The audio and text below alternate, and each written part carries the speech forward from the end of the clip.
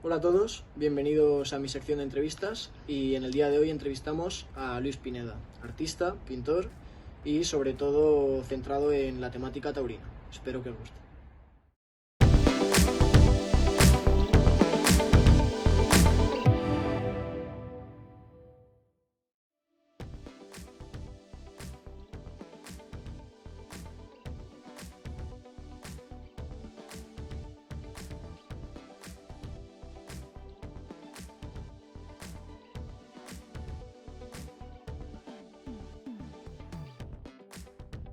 Pues mi primer contacto con el arte, la verdad es que no recuerdo cuándo fue, porque como ha sido algo que he tenido vinculado a mi vida, desde muy pequeño ya dibujaba bastante bien según decía mi madre para mis padres para la época y los años que tenía, conservan dibujos desde que yo tenía 4 años, con lo cual los primeros contactos, como cualquier niño, el dibujo es un juego. Es un juego, una manera de expresarte también, pero es algo que tienes muy a mano, muy fácil de hacer, un folio, un boli, un lápiz, y enseguida pintas y no requiere más instalación que esa.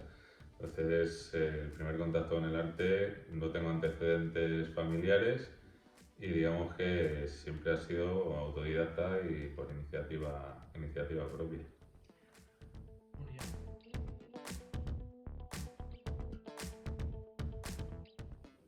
Hay una parte muy grande de disfrute, pero quienes pintamos con cierta frecuencia se acaba convirtiendo en necesidad.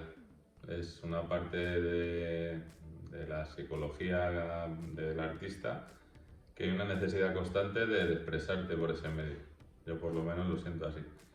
Día que no pinto, día que no hago un boceto, día, no sé, es como si me faltara algo. Digamos que tengo esa necesidad continua para, para crear. Hay veces, hay etapas y temporadas que la creación es más fluida y porque dispones de más tiempo, y otras etapas pintas menos. Esas etapas en las que pinto menos, por ejemplo, periodos vacacionales como este que acabamos de pasar de Navidad, tengo una sensación, ¿cómo decirte? Pues un poco de ansiedad. Una ansiedad controlada, pero llevo sin pintar ahora del orden de 10 o 12 días, que no es mucho, no es una burrada. Pues te puedo asegurar que paso por el estudio y veo el caballete con el lienzo a medias y tengo una necesidad continua de sentarme para avanzarlo. No me digas por qué. Entonces, para mí pintar es por necesidad, no económica, por suerte, pero sí una necesidad fisiológica, casi.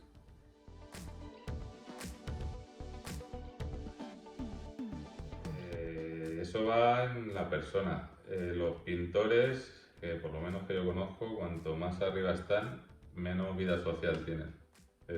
No sé, y cuanto más peor pintas, entre comillas, o más mediocre eres, veo que hay más necesidad de darte a conocer, de publicitarte, de que te vean en actos públicos, en inauguraciones, en picoteos, en presentaciones de libros relacionados con el arte. En mi caso, como no estoy en ese rango de pintores, sí me gusta estar, pero no para darme a conocer, porque mi pintura tampoco creo que sea nada fuera de lo común. Pero sí que me gusta tratar con gente que se dedica a lo mismo que yo.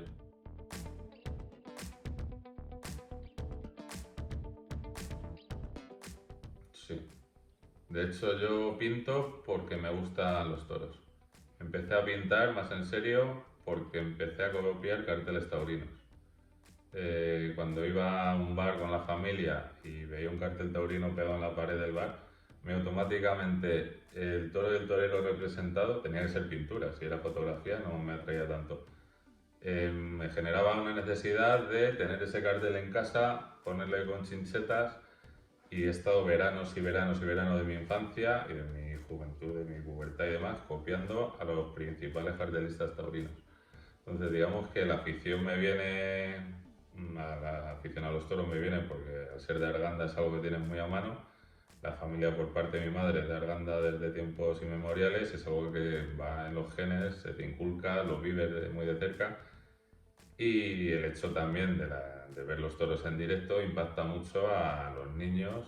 Toros, no solo la corrida de toros en sí, sino encierros y capeas, el ver el animal en sí cerca.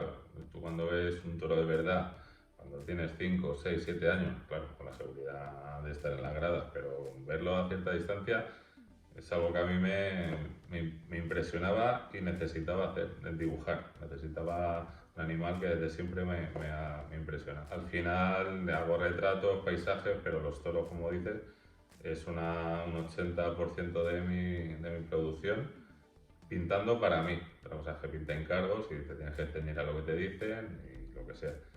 Pero yo cuando pinto por placer, siempre, siempre, siempre, siempre, o en el 90 y mucho por ciento de los casos, son toros. Porque es lo que me gusta.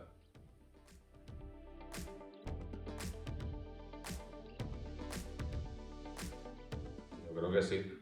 De hecho, bueno, la Federación Taurina de Madrid me reconoció mi labor artística en beneficio y en defensa de la tauromaquia con uno de los premios que concede anualmente. Y creo que sí, hoy en día la imagen está muy sobrevalorada, las redes sociales mandan, hoy en día a nivel de comunicación las redes sociales mandan, pero sí que visualmente a mí me atrae mucho, pero hay gente pues, que le repugna. Tengo muchos seguidores taurinos y no taurinos, porque claro, quien es un poco inteligente admira el arte como arte que es. Si tú vas al Museo del Prado, por ponerte un ejemplo, y repudias a Goya porque estás viendo el cuadro de Saturno devorando a su hijo, porque es impactante, o ves cualquier cuadro de Caravaggio con una decapitación, o ves, claro, pero es que al final es arte. Te puede gustar más, puede gustar menos, pero es una obra que un pintor ha pensado, ha pintado, ha ejecutado de tal manera que ahí está. Entonces, la pintura taurina en mi caso es una manera de expresión. No me suelen comentar temas negativos, si se dejan caer alguno de con lo bien que pintas, qué pena que pintes toros, pero no me insultan, que ya te agradecer, pero sí contribuyo en parte y pongo mi granito de arena para que la tauromaquia se visibilice.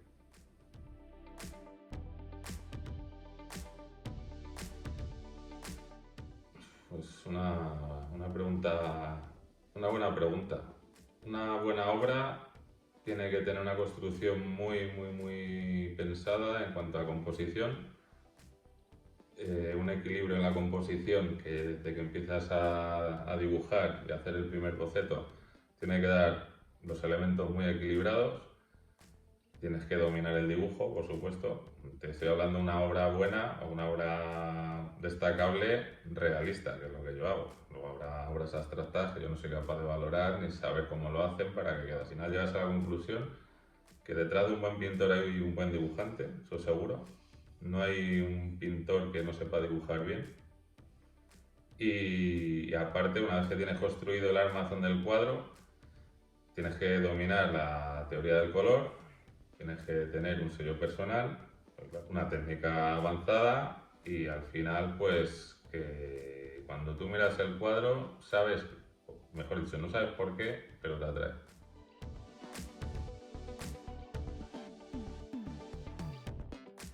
Partiendo que vivir del arte es difícil, diría que si lo tiene claro, quien sea, desde joven, porque la vocación de pintor o de artista no la descubres con 20 o 30 años. Eso se lleva, se tiene o no se tiene.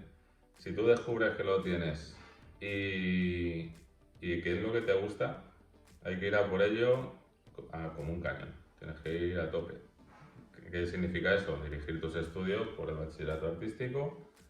Cuando terminas, irte a Bellas Artes, pero irte a tope a Bellas Artes y no dudar en ningún momento. Conozco mucha gente que ha terminado Bellas Artes y la frase en su casa es: hijo, pues ya puedes estudiar una carrera que tenga salidas, una carrera de verdad. Yo diría que quien se quiere dedicar al arte y lo tiene claro, que vaya por ello. Que vaya por ello y no dude, porque los comentarios que te rodean suelen ser contaminantes y no te dejan avanzar. Aparte del tema profesional, es muy triste el estudiar algo que no te gusta, porque vas a trabajar al final en algo que no te gusta Y la vida, tu profesión la tienes que elegir y la tienes que forjar y tienes que estar seguro de lo que estás haciendo porque vas a vivir de ello y vas a invertir mucho tiempo y muchos recursos económicos de todo tipo en ejercer esa profesión. Entonces, si te estás dedicando a algo que no te llena, como persona, para empezar, no te estás desarrollando como una persona feliz, que es la base de todo eso. ¿Hay que comer, hay que pagar facturas? Seguro que sí. Pero si el arte, si sabes moverte medianamente bien y de verdad tu trabajo merece la pena, al final vas a tener la misma salida, vas a trabajar de lo que te gusta y trabajar es una palabra que está relacionada con el esfuerzo, con... Para mí pintar no es trabajar. Puedo estar 10 o 12 horas cuando me siento que termino y estoy tan contento. Entonces yo creo que hay que estudiar lo que a uno le gusta independientemente de lo que te digan o de las teóricas salidas que tiene. Una época artística, el siglo XIX para mí.